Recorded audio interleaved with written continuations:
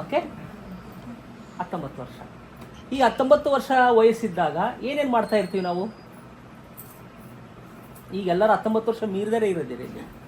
ಸ್ವಲ್ಪ ನೀವು ನೆನ್ಪು ಮಾಡ್ಕೊಂಡ್ರೆ ಏನು ಮಾಡ್ತಿದ್ರಿ ನೀವು? Very good madam. ಒಂದ್ಸರಿ ಜೋರಾಗಿ ಚಪ್ಪಾಳೆ. ಓದ್ತಾ ಇದ್ದೆ ಮೇಡಮ್ ಹೇಳ್ದಂಗೆ ಓದ್ತಾ ಇದ್ವಿ. ಇನ್ನ ವೆರಿ ಗುಡ್. ಇನ್ನ ಏನು ಕ್ರಿಕೆಟ್ ಜಗ್ಗಿ ಆಡ್ತಾ ಇದ್ವಿ. ಇನ್ನ ಇನ್ನೇನ್ ಮಾಡ್ತಿದ್ವಿ? ಸಾರಿ ಸರಿ ಜೋರಾಗಿ ಚಪ್ಪಾಳೆ. ಪಿಕ್ಚರ್ ಓದ್ತಾ ಇದ್ವಿ. ಇನ್ನ ಇನ್ನೊಂದು ಬರ್ತ್ಬಿಟ್ರಿ ನೀವು. ಓದ್ಕಂತಿದ್ವಿ. ಈ ಮೇಡಮ್ ಗಲಾಟೆ ಮಾಡ್ತಾ ಇದ್ವಿ. ಗಲಾಟೆ ಮಾಡ ಫೈಟಿಂಗ್, ಅದು ಒಂದು. ಇನ್ನ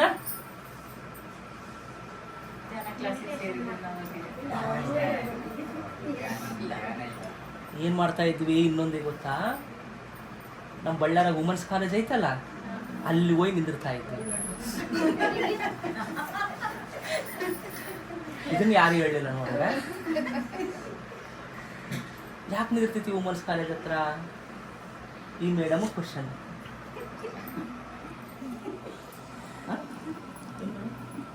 ಯಾಕೆ ನಿಂದಿರ್ತಿದ್ವಿ ವುಮೆನ್ಸ್ ಕಾಲೇಜ್ ಹತ್ರ?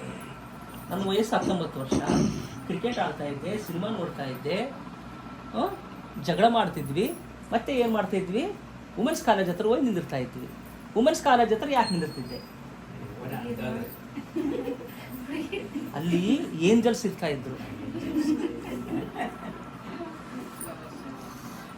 ಅರ್ಥ ಆಯ್ತಾ ಮೇಡಮ್?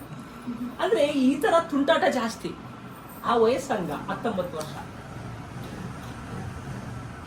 ಬರೀ ಇಂಥವೇ. ಕ್ರಿಕೆಟ್ ಆಡಿದ್ವಿ, ಜಗಳ ಮಾಡಿದ್ವಿ, ಇಲ್ಲಾಂದ್ರೆ ವುಮೆನ್ಸ್ ಕಾಲೇಜ್ ಹತ್ರ ಹೋದ್ವಿ, ಅಲ್ಲಿ ಹುಡುಗಿಯರನ್ನು ಚುಡಾಯಿಸ್ತೀವಿ, ಇಲ್ಲಾಂದ್ರೆ ಇನ್ನೊಂದು ಮಾಡಿದ್ವಿ. ಪೊಲೀಸರ ಹತ್ರ ಕಂಪ್ಲೇಂಟ್ ಹೋದ್ರೆ ನಮ್ಮ ಅಣ್ಣ ಶ್ರೀರಾಮನ ಅಣ್ಣಗ ನನ್ನ ತಾತ ಫೋನ್ ಮಾಡ್ತಿದ್ವಿ, ಆತ ಹೇಳ್ತಿದ್ದೆ, ಬಿಟ್ಬಿಡ್ತಿದ್ವಿ. ಅವಾಗೆ ಇಂಥವೆಲ್ಲ ಮಾಡ್ತಾ ಇದ್ವಿ. ಒಂದ್ಸರಿ ಏನಾಯ್ತು, ಸಾರಿ ಹಿಡ್ದಂಗೆ SRR ಸಿನಿಮಾ ಥಿಯೇಟರ್ ಐತಲ್ಲ ಇಲ್ಲಿ, ಆ ಸಿನಿಮಾ ಥಿಯೇಟ್ರಿಗೆ ಸಿನಿಮಾ ನೋಡಕ್ ಬಂದ್ವಿ. ಎಷ್ಟು ಗಂಟೆಗ? ಮಧ್ಯಾಹ್ನ 2 ಗಂಟೆ ಅಷ್ಟು. ಆ ಸಿನಿಮಾ ನೋಡ್ಕೊಂಡು ವಾಪಸ್ ಹಿಂಗೆ ಹೋಗ್ತಾ ಇದ್ವಿ. ಅಲ್ಲಿ ಪಾಪಾಯಿ ಹಾಲ್ ಅಂತ ಬರುತ್ತಲ್ಲ, ನೋಡಿದ್ರೆ ಆ ಪಾಪಾಯಿ ಹಾಲ್ ಮುಂದೆ ಒಂದು ಪಿರಮಿಡ್ ಧ್ಯಾನ ಕೇಂದ್ರ ಐತೆ. ನಾನು ನನ್ನ ಫ್ರೆಂಡ್ ಇಬ್ರು ನೋಡಿದ್ವಿ, ಹಿಂಗೆ ನೋಡಿದ್ವಿ. ಆ ಪಿರಮಿಡ್ ಧ್ಯಾನ ಕೇಂದ್ರ ನೋಡಿದ್ವಿ. ನೋಡಿದ ಕೂಡಲೇ ನಮ್ಮ ಫ್ರೆಂಡ್ ಇದ್ದು, ಇದೇನು ಧ್ಯಾನ ಕೇಂದ್ರ ಐತದೆ, ಹೋಗಿ ನೋಡೋಣ ಅಂತಂದ. ನಾನಿದ್ದು ಬೇಡಪ್ಪ, ಅದಕ್ಕೇನೇನು ಫೀಸ್ ಇರ್ತದೆ, ಡೊನೇಷನ್ ಇರ್ತದೆ, ನಾವ್ಯಾಕ ಬೇಡ, ಅದನ್ನು ನಾವು ಹೋಗೋಣ ಅಂತಂದೆ. ಸರಿ ಬಿಡ ಅಂತೇಳಿ ನಾನು ಮತ್ತೆ ಮುಂದಕ್ಕೆ ಬಂದ್ವಿ. ಮುಂದಕ್ಕೆ ಹಂಗೆ ಬಂದರೆ ಒಂದು 15-20 ಹೆಜ್ಜೆ ಹಾಕಿದ ಕೂಡಲೇ ಅವ್ನು ಯಾಕೆ ಹಿಂದೆ ತಿರುಗಿ ನೋಡಿದ. ಹಿಂದಕ್ಕೆ ತಿರುಗಿ ನೋಡಿದ. ಮತ್ತೆ ಆ ಪಿರಮಿಡ್ ಶಕ್ತಿ ಅನ್ನೋದು ಮತ್ತೆ ಅವನು ಪ್ರಶ್ನೆ ಮಾಡ್ತು. ಅವನು ಹಿಂದೆ ತಿರುಗಿ ನೋಡಿದ ಕೂಡಲೇ ಅವಾಗೆ ಧ್ಯಾನ ಮಾಡ್ಕೊಂಡು ಅವನಿಗೆ ಪರಿಚಯ ಇರ್ತಕ್ಕಂಥ ಫ್ರೆಂಡು ಧ್ಯಾನ ಮಾಡ್ಕೊಂಡು ಹೊರಗೆ ಬಂದ, ಕಣ್ಣು ಅಂತ. ಬಂದ ಕೂಡಲೇ ಅಲ್ಲಿ ನನ್ನ ಫ್ರೆಂಡ್ ಅದಾನ, ನಾನು ಹೋಗಿ ಅದು ಏನಂತ ಎಂಕ್ವೈರಿ ಮಾಡ್ಕೊಂಡು ಬರ್ತೀನಿ, ನೀನು ಇಲ್ಲೇ ಇರು, ನಾನು ಹೋಗ್ತೀನಿ ಅಂತ ಹೇಳಿದ. ನಾನೀಗ ಅವನಿಗೆ ಬೈದೆ, ಬುದ್ಧಿ ಗಿದ್ದೈತೇನಂತ ಬೈದ್ರು. ಇಲ್ಲೇ ಇರೋ ಒಂದು 5 ನಿಮಿಷ ಹೋಗಿ ಬಂದ್ಬಿಡ್ತೀನಿ ಅಂತ ಹೇಳಿದ. ಅವನು ಹೋಗಿ ಅವ್ರ ಫ್ರೆಂಡ್ ಹತ್ರ ಡಿಸ್ಕಷನ್ ಮಾಡಿದ.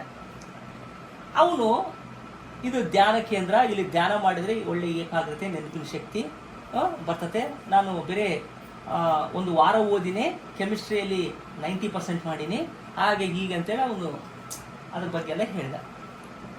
ಹೇಳತ್ತೇಳಿ ಅವ್ನಿಗೆ ಖುಷಿ ಆಗ್ತದೆ.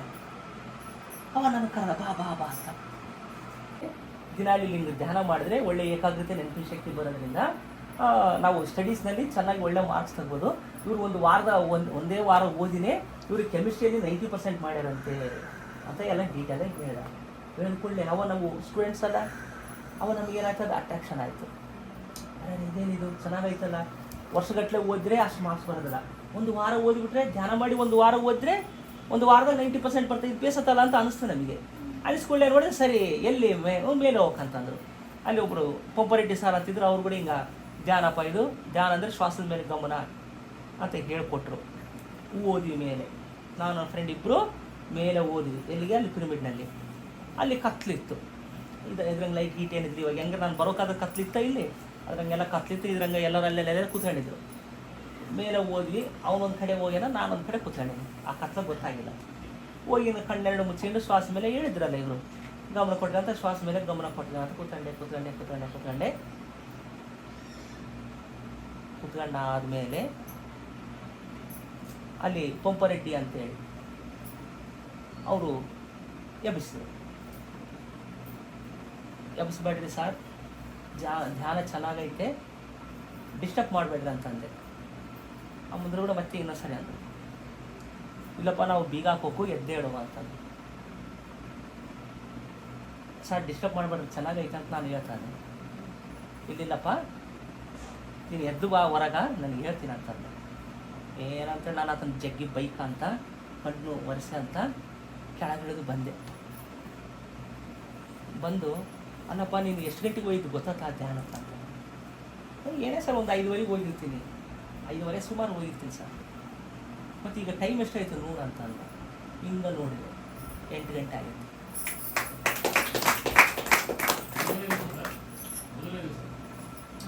ಮೊದಲೇ ದಿವಸನೇ ಮೊದಲೇ ಸಿಟ್ಟಿಂಗ್ನಲ್ಲಿ 2.5 ತಾಸು ಶಿವಾರ್ಪಣ ಗೊತ್ತಿಲ್ಲ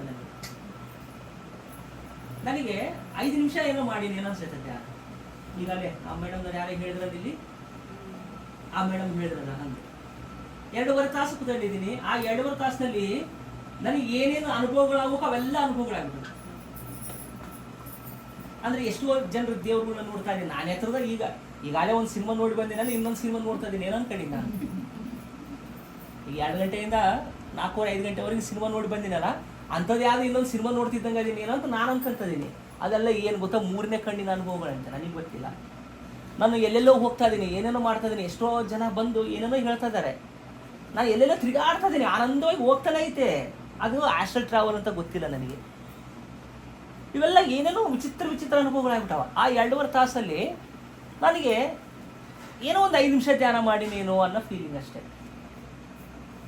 ಆ 2.5 ತಾಸಲ್ಲೇ ನನಗೆ ಏನಾಗೈತಪ್ಪ ಅಂತಂದರೆ, ಅದಕ್ಕಿಂತ ಮುಂಚಿತವಾಗಿ ನಾನು ಈ ದೇಹನೇ ಅನ್ಕೊಂಡಿದ್ದೆ. ಯಾವಾಗಾದರೆ ನನಗೆ ಆ ಒಂದು 2.5 ತಾಸಲ್ಲಿ ಆ ಅನುಭವಗಳಾದಾಗ ನಾನು ಈ ದೇಹ ಅಲ್ಲ ಆತ್ಮ ಅಂತ ಗೊತ್ತಾಯಿತು.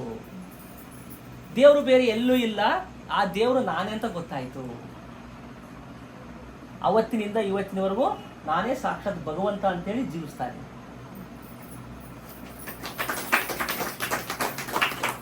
ನನಗೆ ಅವಾಗ ಏನಾಯ್ತು, ಜ್ಞಾನೋದಯ ಆಯ್ತು. ಏನಂತಾರೆ ಇದನ್ನ, ಏನಂತಾರ, ಬುದ್ಧನಿಗೆ ಹೆಂಗಾದ್ರೆ ಜ್ಞಾನೋದಯ ಆಯ್ತು, ಬುದ್ಧನಿಗೆ ಜ್ಞಾನೋದಯ ಆಯ್ತಲ್ಲ, ಅದೇ ರೀತಿ ನನಗೂ ಜ್ಞಾನೋದಯ ಆಯ್ತು.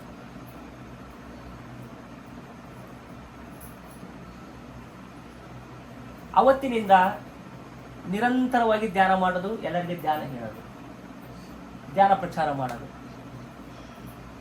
ಹೀಗೆ ಎಲ್ಲ ಕಡೆ ಸ್ಕೂಲು ಕಾಲೇಜುಗಳಲ್ಲಿ ಎಲ್ಲ ಕಡೆ ಹೋಗೋದು ಬರೋದು ಇದೇ ರೀತಿ. ಇನ್ನು ನಾನು ಬೈ ಬರ್ತೆ, ನಾವು ಲಿಂಗಾಯತರಾಗಿರೋದ್ರಿಂದ ಬೈ ಬರ್ತೆ ವೆಜಿಟೇರಿಯನ್ ಆಗಿದ್ದೀವಿ. ಅದ್ರದ್ದು ವಾಸನೆ ಗೊತ್ತಿಲ್ಲ, ಅದ್ರದ್ದು ಏನೂ ಗೊತ್ತಿಲ್ಲ. ಆದರೂ ಕೂಡ ಕೆಲವು ಫ್ರೆಂಡ್ಸ್ ಇರ್ತಾರಲ್ಲ, ಅವರು ಸಾಂಗತ್ಯದಿಂದ ಒಂದ್ಸರಿ ಎಗ್ ಮಸಾಲ ಅಂತ ಬರ್ತದೆ ನೋಡ್ರಿ, ಅದೇನೋ ಅದನ್ನು ತಿಂದಿದ್ದೆ. ಯಾವಾಗ LLB ಓದೋ ಹೊತ್ನಾಗ, ನಾವು ಫೈನಲ್ ಇಯರ್ನಾಗ ಅಂಬದು. ಮತ್ತು ಅಷ್ಟೊತ್ತಿಗೆ ಚೆನ್ನಾಗಿ ಧ್ಯಾನ ಪ್ರಚಾರ ಎಲ್ಲ ಗೊತ್ತು ನನಗೆ, ಧ್ಯಾನ ಪ್ರಚಾರ ಮಾಡ್ತಾ ಇದ್ದೀನಿ. ಆದ್ರೂ ಕೂಡ ಈ ಒಂದು ಸಾಂಗತ್ಯ ದೋಷದಿಂದ ಏನಾಯಿತು, ಒಂದ್ಸರಿ ಆ ಎಗ್ ಮಸಾಲ ಅನ್ನೋದು ತಿಂದಿದ್ದೆ. ತಿಂದಾಗ ಏನಾಯಿತು, ಫುಲ್ಲು ಮೋಷನ್ಸು ಇದಾಗಿ ಒಂದು 2 ದಿವಸ ಪೂರ್ತಿ ನಿತ್ರಾಣ ಆಗ್ಬಿಟ್ಟೆ. ಅವಾಗ ಅನ್ಕಡೆ, ಓಹೋ ಇದು ನಾನ್ ವೆಜ್, ಇದು ಕೂಡ ತಿಂದರೆ ನನ್ನ ದೇಹಕ್ಕೆ ಒಗ್ಗೋದಿಲ್ಲ, ಇನ್ಮೇಲೆ ಇದನ್ನು ತಿನ್ನಬಾರ್ದು ಅಂತ ಡಿಸೈಡ್ ಮಾಡಿ ಆವತ್ತಿಂದ ಮತ್ತೆ ಅದು ಕೂಡ ಇಲ್ಲ, ಪ್ಯೂರ್ ವೆಜಿಟೇರಿಯನ್ ಆಗಿದ್ದೀವಿ. ಸೊ ಮೈ ಡಿಯರ್ ಫ್ರೆಂಡ್ಸ್, ಬೇಸ್ ನೆನ್ಪಿಟ್ಕೊಳ್ರಿ, ಬಸವೇಶ್ವರರು ಒಂದು ಕಡೆ ಹೇಳ್ತಾರೆ ಏನಂತ ಅಂದರೆ, ಕಲ್ಲು ದೇವರು ದೇವರಲ್ಲ, ಕಟ್ಟಿಗೆ ದೇವರು ದೇವರಲ್ಲ, ಮಣ್ಣು ದೇವರು ದೇವರಲ್ಲ,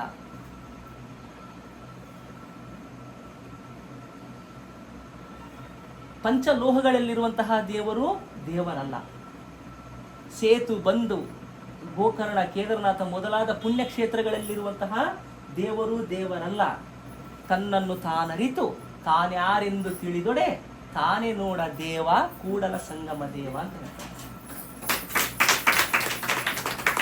ಅರ್ಥ ಆಯ್ತಾ ಮೇಡಮ್? ಈಗ ನಾವು ಏನು ಮಾಡಿದ್ದೀವಿ, ಧ್ಯಾನಕ್ಕೆ ಬರೋದಕ್ಕಿಂತ ಮುಂಚಿತವಾಗಿ ದೇವರು ಅಲ್ಲಿದ್ದಾನೆ, ಕಲ್ಲಿನಲ್ಲಿದ್ದಾನೆ ಅಥವಾ ಕಟ್ಟಿಗೆಯಲ್ಲಿದ್ದಾನೆ, ದೇವಸ್ಥಾನದಲ್ಲಿ, ಮಸೀದಿಯಲ್ಲಿ, ಚರ್ಚಲ್ಲಿ ನಾವು ನೋಡ್ತಾ ಇದ್ದೀವಿ. ಅಥವಾ ಪುಣ್ಯಕ್ಷೇತ್ರಗಳಾಗಿರ್ತಕ್ಕಂಥ ಗೋಕರ್ಣ, ಕೇದಾರನಾಥ ಮೊದಲಾದ ಪುಣ್ಯಕ್ಷೇತ್ರಗಳಲ್ಲಿ ನಾವು ನೋಡ್ತಾ ಇದ್ದೀವಿ. ಯಾರನ್ನ? ದೇವರನ್ನ ಕಾಣ್ತಾ ಇದ್ದೀವಿ. ತಿರುಪತಿಗೆ ಎಷ್ಟೋ ಜನ ನಾವು ಹೋಗ್ತಾ ಇದ್ದೀವಿ. ಅಲ್ಲಿ ದೇವರು ಅದೇನೇನಂತ ಇಲ್ಲ, ಬೇರೆ ಎಲ್ಲೂ ಇಲ್ಲ ದೇವರು. ಯಾರು ಹೇಳಿದ್ದು ಇದನ್ನ? ನಾನು ಹೇಳಿಲ್ಲ. ಗೊತ್ತಾ ನಿಮಗೆ ಬಸವಣ್ಣ, ಬಸವೇಶ್ವರ ಗೊತ್ತಾ ನಿಮಗೆ? ಆ ಮಹಾನುಭಾವ ಹೇಳೇನಂದ್ರೆ ಅದರಲ್ಲಿ ಏನಾದರೂ ಸುಳ್ಳಿರ್ತತ? ಇರ್ತತ? ಏನು ಮೇಡಮ್, ಸುಳ್ಳು ಇರ್ತತ? ಸುಳ್ಳು ಇರ್ತತ? ಅವರು ಸತ್ಯವಾಕುಗಳನ್ನೇ ಹೇಳ್ತಾರೆ, ಸತ್ಯವನ್ನೇ ಹೇಳ್ತಾರೆ. ಆ ಸತ್ಯ ಏನಪ್ಪ ಅಂದರೆ ದೇವರು ಬೇರೆ ಎಲ್ಲೂ ಇಲ್ಲ, ನಿನ್ನೊಳಗೆ ಇದ್ದಾನೆ, ಅದು ನೀನೇ ಆಗಿದೀಯಾ. ಮತ್ತೆ ಬೇರೆ ದೇವರು ಎಲ್ಲೂ ಇಲ್ಲ, ನಿನ್ನೊಳಗೆ ಇದ್ದಾನೆ, ಅದು ನೀನೇ ಆಗಿದೀಯಾ. ಇದು ಇಂಪಾರ್ಟೆಂಟು. ಕೆಲವರಂತರ ದೇವ್ರು ಎಲ್ಲಿಲ್ಲಪ್ಪ, ನಮ್ಮ ಮನಸ್ಸಿನಾಗಲ್ಲ, ನೀನೇ. ಅದನ್ನು ತಿಳ್ಕೋಬೇಕಾದ್ರೆ ಏನು ಮಾಡಬೇಕು? ಒಂದ್ಸರಿ ಜೋರಾಗಿ ಚಪ್ಪಾಳೆ. ನಾವು ಎಷ್ಟೋ ಜನ್ಮಗಳು ಆ ದೈವತ್ವವನ್ನು ತಿಳ್ಕೊಳ್ಳೋದಕ್ಕಾಗಿ ನಾವು ಎಲ್ಲೆಲ್ಲೋ ಹುಡುಕಿದೀವಿ. ಹುಡುಕಿ ಸೋತೋಗಿ ಕೊನೆಯದಾಗಿ ಎಲ್ಲಿ ಬಂದೀವಿ ಅಂದರೆ ಈಗ ಧ್ಯಾನಕ್ಕೆ ಬಂದೀವಿ. ಧ್ಯಾನದಲ್ಲಿ ಏನು ಮಾಡ್ತಾ ಇದ್ದೀವಿ? ಅದನ್ನೇ ನಾವು ಮಾಡ್ತಾ ಇರೋದು. ಏನನ್ನು ಮಾಡ್ತಾ ಇದ್ದೀವಿ? ನಮ್ಮೊಳಗಿರುವಂತಹ ದೈವತ್ವವನ್ನು, ನಮ್ಮೊಳಗಿರತಕ್ಕಂಥ ಆತ್ಮತತ್ವವನ್ನು, ನಮ್ಮೊಳಗಿರುವಂತಹ ಸತ್ಯವನ್ನು ತಿಳ್ಕೊಳ್ಳೋದಕ್ಕಾಗಿಯೇ ನಾವು ಏನು ಮಾಡ್ತಾ ಇದ್ದೀವಿ?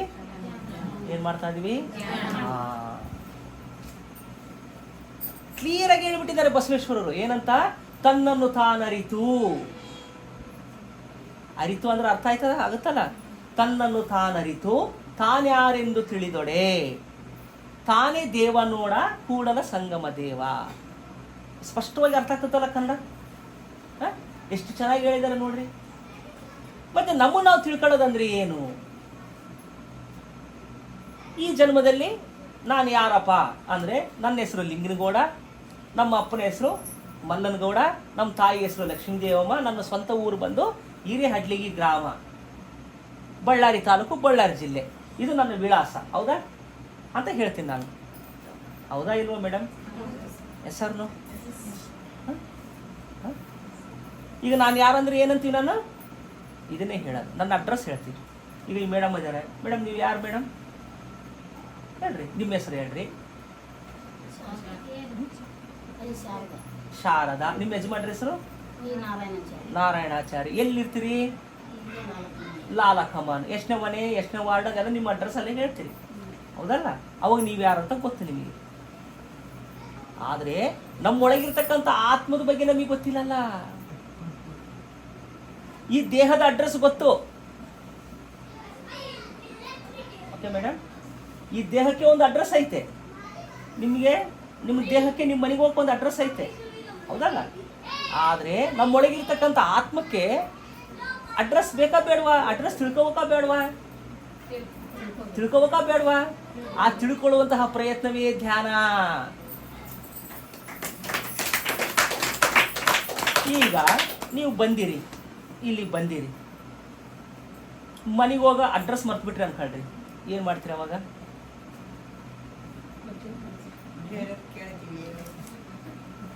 ಹೌದಾ? ಬೇರೆಯವ್ರಿಗೆ ಕೇಳೋದಕ್ಕಿಂತ ಮುಂಚಿತವಾಗಿ ಏನು ಮಾಡ್ತೀರಿ? ಕಣ್ಣಿಗೆ ಮುಚ್ಚಿ ಅಂತೀರಿ. ಕಣ್ಣಿಗೆ ಮುಚ್ಕೊಂಡು ಈ ಓಣೆಗಲ್ಲ ಆ ಓಣೆಗೆ ಹೋಗ್ಬೇಕಂತ. Yes sir no? ನಿಜ ಹೇಳ್ರಿ. ನಿಮ್ಮ ಅಡ್ರೆಸ್ ಮರ್ತು ಹೋದಾಗ ಫಸ್ಟ್ ನೀವು ಅವ್ರಿಗೆ ಕೇಳೋದಿಲ್ಲ. ಫಸ್ಟ್ ಏನು ಮಾಡ್ತೀರಿ? ಎಲ್ಲಪ್ಪ ಅಂತ ಕಣ್ಣು ಮುಚ್ಚಿ. ಇಲ್ಲ ಕಣ್ಣು ಮುಚ್ಚಿತೀರಾ ಇಲ್ವಾ? ಮುಚ್ಚಿತೀರಾ ಇಲ್ವಾ? ಮುಚ್ಚಿದ ತಕ್ಷಣ ಅಡ್ರೆಸ್ ನೆನಪಾತತಾ ಇಲ್ವಾ? ಹಂಗೆ ನಮ್ಮೊಳಗಿರ್ತಕ್ಕಂಥ ದೈವತ್ವ ನಮಗೆ ನೆನಪಾಗಬೇಕಂದ್ರೆ ಏನ್ ಮಾಡ್ಬೇಕು? ಕಣ್ಮುಚ್ಚಿ ಧ್ಯಾನ ಮಾಡಬೇಕು. ಅವಾಗ ಏನಾಗ್ತತೆ? ಈ ನಿಮ್ಮ ಅಡ್ರೆಸ್ ಹೆಂಗ್ ನೆನಪಾಯ್ತೋ ಹಂಗ ನಮ್ಮೊಳಗಿರ್ತಕ್ಕಂಥ ದೈವತ್ವ ನೆನಪಾಗ್ತತಾ ಇಲ್ವಾ? ಆತತ ಇಲ್ವಾ ಹೇಳ್ರಿ? Yes sir no madam? Okay, ನಿಮ್ಗೆ ಇನ್ನೊಂದು ಉದಾಹರಣೆ ಹೇಳ್ತೀನಿ. ಅಡಿಗೆ ಮಾಡ್ತಿರ್ತೀರಿ, ಅಡಿಗೆ ಮನೇಲಿ ಅಡಿಗೆ ಮಾಡ್ತಿರ್ತೀವಿ, ಉಪ್ಪಿನ ಡಬ್ಬ ಕಾಣೋದಿಲ್ಲ. ಎಲ್ಲೋ ಮಿಸ್ ಆಗ್ಬಿಡ್ತದೆ. ಅವಾಗ ಏನು ಮಾಡ್ತೀರಿ? ಉಪ್ಪಿನ ಡಬ್ಬಿ ಎಲ್ಲೋ ಹೋಯ್ತು ಅಂದ್ಕೊಳ್ಳೆ ಏನು ಮಾಡ್ತೀರಿ ಹೇಳ್ರಿ? ಮುಚ್ಚಿದ್ರ ಇಲ್ವಾ? ಮುಚ್ಚಿದ ಕೂಡಲೇ ಉಪ್ಪಿನ ಡಬ್ಬಿ ಏನಾಗ್ತದೆ? ನೆನಪಾಗ್ತತಾ ಇಲ್ವಾ? ನೆನಪಾಗ್ತತಾ ಇಲ್ವಾ? ನೆನಪಾಗ್ತಲ್ಲ ಮೇಡಮ್? ಈಗ ಮೊಬೈಲ್ ನಾನು ಎಲ್ಲೋ ಮರ್ತು ಹೋಗ್ಬಿಟ್ಟೆ, ಈಗ ಏನೋ ಇಲ್ಲಿ ಬಿಟ್ಬಿಟ್ಟಿನಿ, ಮರ್ತ್ಬಿಟ್ಟಿನಿ ಅನ್ಕೊಂಡ್ರೆ ನಾನು ಅಲ್ಲೆಲ್ಲೋ ಹೋದೆ, ನನ್ನ ಮೊಬೈಲ್ ಎಲ್ಲ ಹೋಯ್ತು ಅಂತೇಳಿ ಅಥವಾ ಕಣ್ಣು ಮುಚ್ಚಿದ ಕೂಡಲೇ ಓಕೆ ಅಲ್ಲಿ ಅವ್ರ ಮನೆ ಧ್ಯಾನ ಹೇಳಕ್ ಹೋಗಿದ್ದೆ, ಅಲ್ಲಿ ಬಿಟ್ಟಿನಲ್ಲಿ ಅಂತ ಹೇಳಿ ಅವ ನೆನಪಾಗ್ತದೆ. Yes or no? ಅಂದ್ರೆ ನಾವು ಮರ್ತು ಹೋಗಿರ್ತಕ್ಕಂಥದ್ದು ಹೆಂಗಾದ್ರೆ ಕಣ್ಣು ಮುಚ್ಚಿದ ಕೂಡಲೇ ನೆನಪಾಗ್ತತೋ, ಅದೇ ರೀತಿ ನಾವು ಆತ್ಮ ಅನ್ನೋದು ಮರ್ತು ಹೋಗ್ಬಿಟ್ಟಿವಿ, ನಾವು ಸಾಕ್ಷಾತ್ ಭಗವಂತನ ಅನ್ನೋದು ಮರ್ತು ಹೋಗ್ಬಿಟ್ಟಿವಿ, ನಾವು ಸಾಕ್ಷಾತ್ ದೈವಾನು ಸಂಭೂತನ ಅನ್ನೋದು ಮರ್ತು ಹೋಗ್ಬಿಟ್ಟಿವಿ. ಅದನ್ನ ನೆನಪು ಮಾಡ್ಕೊಳ್ಳೋದಕ್ಕೆ ಇರ್ತಕ್ಕಂಥ ಏಕೈಕ ಮಾರ್ಗ ಯಾವುದು? ಮತ್ತೆ ಧ್ಯಾನ ಮಾಡೋದು ಮಾಡ್ತೀರಾ ಬಿಡ್ತೀರಾ?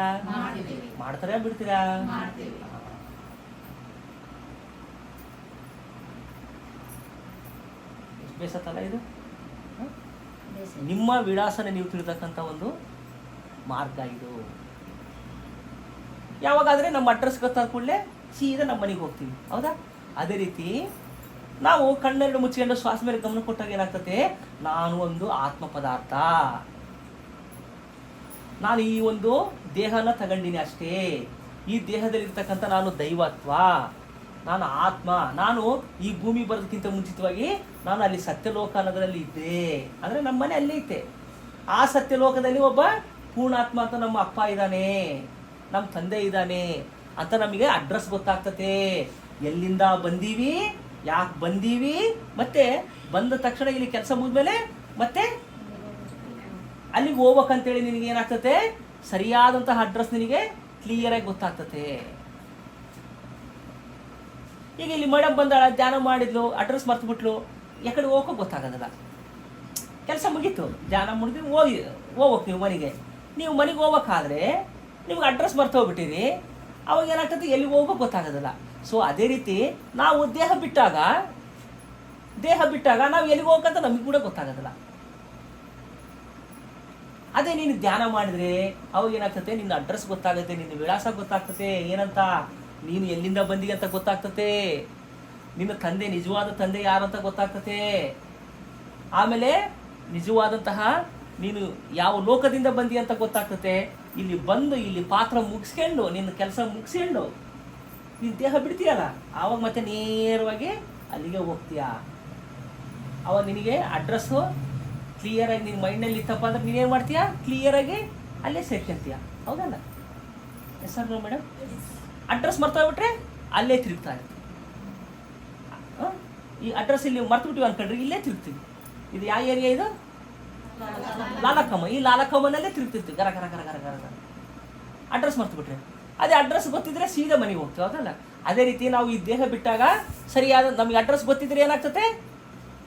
ಸೀದಾ ತಿರ್ಗೋದು ಏನಿರೋದಲ್ಲ, ಸೀದಾ ಅಲ್ಲಿಗೆ ಹೋಗ್ಬಿಡ್ತೀವಿ.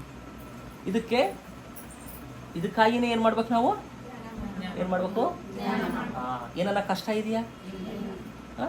ಏನನ್ನ ಕಲ್ಲು ಹೊಡ್ತೀರಾ? ಏನನ್ನ ಕಲ್ಲು ಇಟ್ಕೊಂಡು ಏನು ಕುಂದಿರ್ತೀರಾ? ಇಲ್ಲಲ್ಲ, ಆರಾಮಾಗಿ ಚೇರ್ ಮೇಲೆ ನೋಡಿ ಎಷ್ಟು ಚೆನ್ನಾಗಿ ಚೇರ್ ಬಿಡ್ತಾರೆ, ಹೊಸ ಚೇರ್ಗಳು ತಗೊಂಬಂದಂಗೆ ಇದ್ದಾರೆ. ಈ ಧ್ಯಾನ ಕಾರ್ಯಕ್ರಮಕ್ಕಾಗೆ ತಗೊಂಬಂದಂಗೆ ಇದ್ದಾರೆ ಸಾರು. ತಗೊಂಬಂದು ಕುಂದಿರಿಸಿ ನಿಮ್ಮನ್ನ ಆರಾಮಾಗಿ ಕೂತ್ಕೊಳ್ರಿ, ಕೈ ಎರಡು ಜೋಡಿಸ್ರಿ, ಕಣ್ಣೆರಡು ಮುಚ್ಚಿ ಶ್ವಾಸದ ಮೇಲೆ ಗಮನ ಕೊಡ್ರಿ. ಈ ವಿದ್ಯೆನ ಯಾರನ್ನ ಹೇಳ್ಕೊಡ್ತಾರ?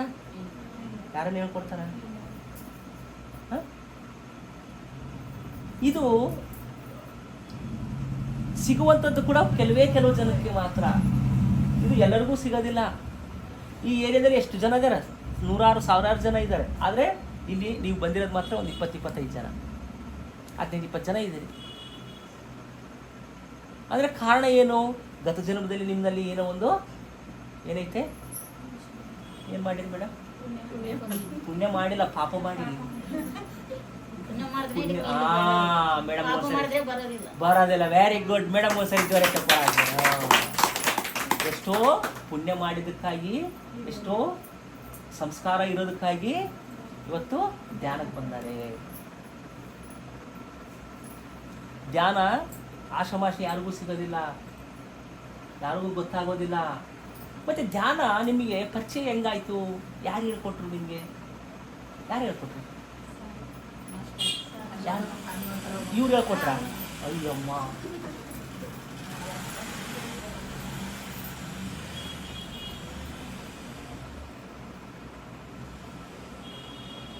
ನಿಮಗೆ ಧ್ಯಾನ ಸಿಗೋದಕ್ಕೆ ಕಾರಣ ಯಾರಪ್ಪ ಅಂದರೆ ಅದನ್ನು ಬಸವೇಶ್ವರ ವಚನದ ಮುಖಾಂತರ ತಿಳ್ಕೊಂಬನ್ವ ಬೇಡವಾ? ಬಸವಣ್ಣನ ವಚನ ತಿಳ್ಕೊಂಬನ್ವ ಬೇಡವಾ? ಚೆನ್ನಾಗಿರ್ತಾವಲ್ಲ ಬಸವಣ್ಣವ್ರ ವಚನ, ಚೆನ್ನಾಗಿರ್ತಾವಲ್ಲ. ಕೇಳಿರಾ? Very good. ಬಸವಣ್ಣವ್ರು ಹೇಳ್ತಾರೆ ಏನಂತ? ಸಾರ ಸಜ್ಜನರ ಸಂಘ ಲೇಸು ಕಂಡಯ್ಯ, ದೂರ ದುರ್ಜನರ ಸಂಘ ಭಂಗವಯ್ಯ. ಸಂಘಗಳು ಎರಡುಂಟು, ಒಂದು ಹಿಡಿ ಒಂದು ಬಿಡು. ಮಂಗಳ ಮೂರ್ತಿ ನಮ್ಮ ಕೂಡಲ ಸಂಗಮ ದೇವರ ಸಂಘವೇ ಲೇಸು ಕಂಡಯ್ಯ, ಕೂಡಲ ಸಂಗಮ ದೇವ ಅಂತ ಹೇಳ್ತಾರೆ. ಅಂದರೆ ಈ ಸಮಾಜದಲ್ಲಿ ಎರಡು ರೀತಿಯಾದಂತಹ ಸಂಘಗಳಿರ್ತವೆ. ಎಂಥ ಸಂಘಗಳು? ಒಂದು ಸಜ್ಜನರ ಸಂಘ, ಇನ್ನೊಂದು ದುರ್ಜನರ ಸಂಘ. ಸಾರ ಸಜ್ಜನರ ಸಂಘ ಲೇಸು ಕಂಡಯ್ಯ ಅಂದರೆ ಸಜ್ಜನರ ಸಂಘವೇ ಲೇಸು ಕಂಡಯ್ಯ, ದೂರ ದುರ್ಜನರ ಸಂಘ. ದೂರ ಇರಬೇಕು ಯಾರಿಂದ? ದುರ್ಜನರ ಸಂಘ, ದುರ್ಜನರ ಸಂಘದಿಂದ. ಆದರೆ ಇಲ್ಲಿ ಸಜ್ಜನರು ಇದ್ದಾರೆ, ದುರ್ಜನರು ಇದ್ದಾರೆ. ನಮ್ಮ ಸುತ್ತಮುತ್ತ ರಾವಣಾಸುರಂತರು ಇದ್ದಾರೆ, ಶ್ರೀರಾಮಚಂದ್ರನಂತರು ಕೂಡ ಇದ್ದಾರೆ. ಹೌದಲ್ಲ ಮೇಡಮ್? Yes sir. ಸೀತಾದೇವಿ ಥರನೂ ಇದ್ದಾರೆ, ಮತ್ತೆ ಶೂರ್ಪನಖೆಯರಂತರು ಕೂಡ ಇದ್ದಾರೆ. Sir no madam? ಧರ್ಮರಾಯಂತರು ಇದ್ದಾರೆ, ದುರ್ಯೋಧನ ಥರ ಇದ್ದಾರೆ. ಹೌದಲ್ಲ? ಸೊ ಧರ್ಮರಾಯ ಮತ್ತೆ ರಾಮ ಅನ್ನೋರು ಯಾರು? ಅವ್ರು ಯಾರವರು? ಸಜ್ಜನರು. ಮತ್ತೆ ರಾವಣಾಸುರ ಮತ್ತೆ ಇಂಥವರೆಲ್ಲ ಏನಿವರು? ದುರ್ಜನರು. ಮತ್ತೆ ಸಜ್ಜನರಂತ ಹೆಂಗ್ ಗೊತ್ತಾಗ್ತತೆಪ್ಪ, ದುರ್ಜನರಂತ ಹೆಂಗ್ ಗೊತ್ತಾಗ್ತಂದ್ರೆ, ಸಜ್ಜನರಂದ್ರೆ ಸತ್ಯವನ್ನು ತಿಳ್ಕೊಂಡರು, ದುರ್ಜನರಂದ್ರೆ ಸತ್ಯನ ತಿಳಿಲಾರ್ದರು. ಸಜ್ಜನರಂದ್ರೆ 4 ಜನಕ್ಕೆ ಹಿತವನ್ನು ಬಯಸ್ತಕ್ಕಂಥವ್ರು, 4 ಜನಕ್ಕೆ ಒಳ್ಳೆಯದನ್ನು ಬಯಸ್ತಕ್ಕಂಥವ್ರು, 4 ಜನಕ್ಕೆ ಯಾವಲು ಕಲ್ಯಾಣವನ್ನು ಬಯಸ್ತಕ್ಕಂಥವ್ರು.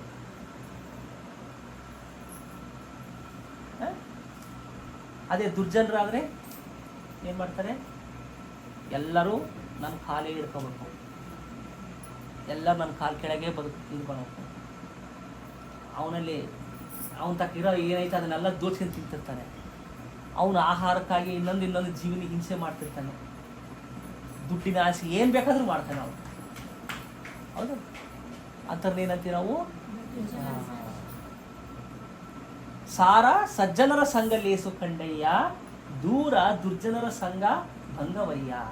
ಸಂಘಗಳು ಎರಡುಂಟು, ಒಂದು ಹಿಡಿ ಒಂದು ಬಿಡು. ಯಾರನ್ನ ಹಿಡ್ಕೋಬೇಕು ನಾವು? ಸಜ್ಜನರ ಸಂಘವನ್ನು ಹಿಡ್ಕೋಬೇಕು.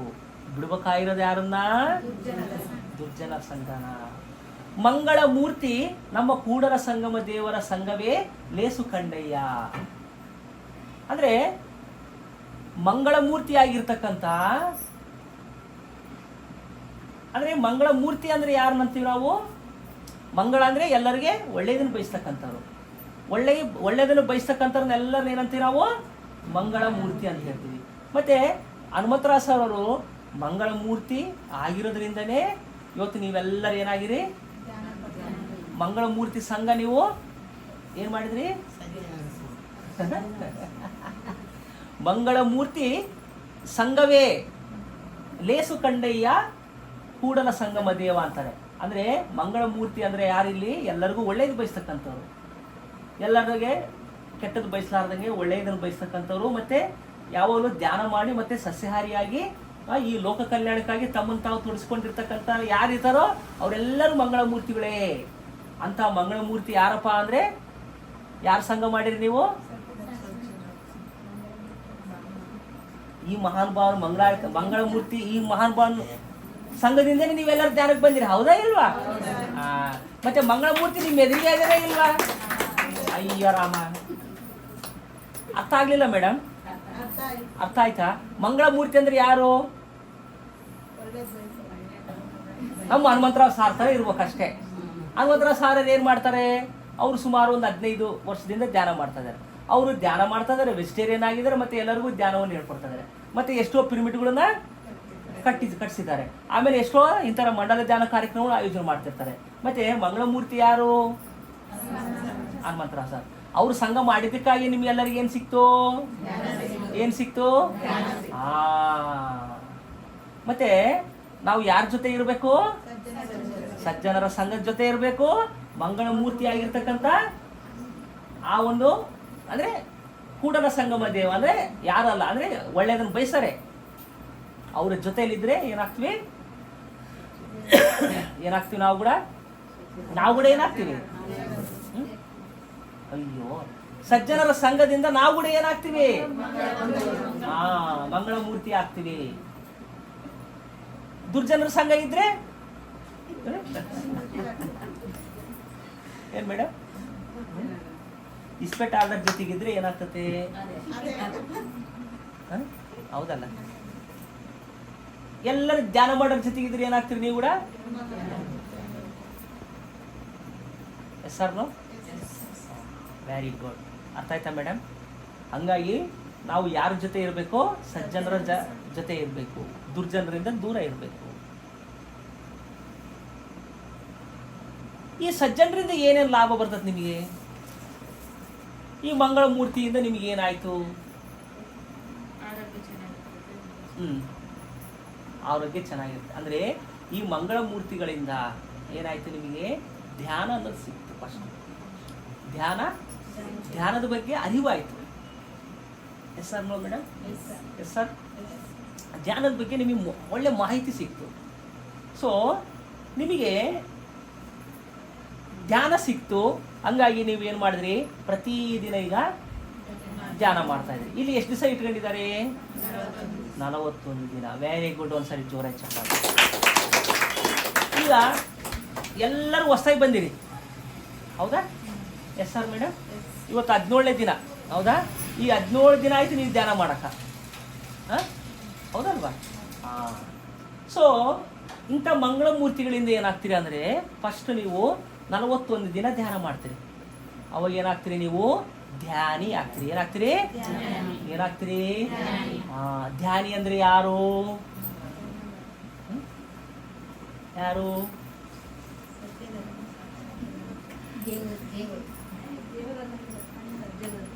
ಅಲ್ಲಮ್ಮ, ನೀನ್ 41 ದಿನ ಧ್ಯಾನ ಮಾಡಿಗೆ, ಮತ್ತೆ ನೀನ್ ಧ್ಯಾನಿನ ಹೌದಾ ಅಲ್ಲ?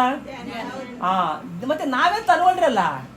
ಅಯ್ಯೋ ರಾಮ, 41 ದಿನ ಚೆನ್ನಾಗಿ ಧ್ಯಾನ ಮಾಡ್ತೀರಿ. ಮಾಡಿದ್ಮೇಲೆ ನೀವೆಲ್ಲರೂ ಏನಾಗ್ತೀರಿ? ಧ್ಯಾನಿ. ಈ ಧ್ಯಾನ ಸ್ಥಿತಿಯಲ್ಲಿ ಏನಾಗ್ಬಿಡ್ತಂದ್ರೆ, ನೀವು ಒಂದು ದಿನ ಕೂಡ ಧ್ಯಾನ ಮಾಡ್ಲಿಲ್ಲ ಅನ್ಕೊಳ್ರಿ, 41 ದಿನ ಆದ್ಮೇಲೆ ನೀವು ಧ್ಯಾನ ಮಾಡ್ಲಿಲ್ಲ ಅನ್ಕೊಳ್ರಿ, ಅವು ನಾನು ಏನೋ ಕಳ್ಕೊಂಡಿನಲ್ಲ ಅನಿಸ್ತದೆ. ಈಗ ಆಲ್ರೆಡಿ ನಿಮಗೆ 11 ದಿವಸ ಕಂಟಿನ್ಯೂ ಮಾಡಿರಿ. ಈ ಸಮಯ ಬಂದ ಕೂಡಲೇ 6 ಗಂಟೆ ಆದ ಕೂಡಲೇ ಯಾವಾಗ ಬೇಡ ಅಂತ ಅನಿಸ್ತದೆ. ಮನಸ್ಸು ಇಲ್ಲೇ ಹೇಳ್ತಿರ್ತತೆ ಇಲ್ವಾ? ನಿಮ್ಮ ಆತ್ಮ ಇಲ್ಲೇ ಹೇಳ್ತಿತ್ತೆ ಇಲ್ವಾ? ಹೌದಾ ಇಲ್ವಾ? Yes or no madam? ಅವಾಗ ನೀವೇನಾಗ್ತೀರಿ?